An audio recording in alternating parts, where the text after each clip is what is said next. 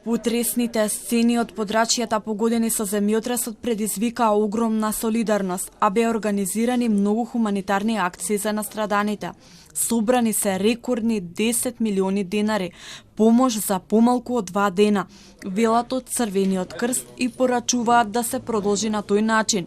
Не треба да се купува храна, облека и хигиенски материјали, бидејќи има голем проблем тие воопшто да стигнат до настраданите на кои им требаат. Значи, присутни се многу иницијативи, индивидуални од разни организации, така натака. Во хуманитарна помош собрана на тој начин, како индивидуални донации, е невозможно да се направи, бидејќи се работи за производи разноразни и за сите нив не можат да се обезбедат нити потекло, нити декларации кои се предуслов за да се направи извозното царинење на хуманитарната помош. Турскиот амбасадор со почит и благодарност зборуваше за помошта и солидарноста која добиле во Македонија.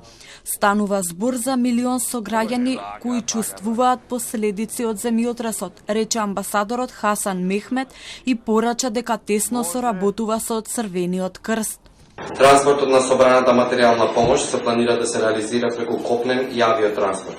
Авиотранспортот на собраната материјална помош до Туркија ќе се реализира бесплатно и во координација со амбасадата на Република Туркија во Скопје и Turkish Airlines.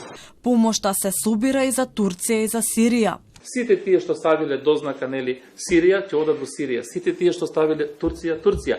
Ако се недефинирани во смисла на општа уплата, тоа заедно со вас ќе одлучиме согласно последиците, бројот на настрадани, некоја си минимум, некој критериум, ќе ги поделиме средствата на настраданото население во Турција и Сирија. Црвениот крст издвои од своите резерви по 1000 пакети со храна и со хигиенски производи и 4000 кебиња, но подсетуваат дека најполезно е да се донираат пари за да може помошта најбрзо и најефикасно да стигне до настраданите кои остана и без дом и без своите роднини. Јас сум плашувал сум ништо страшно.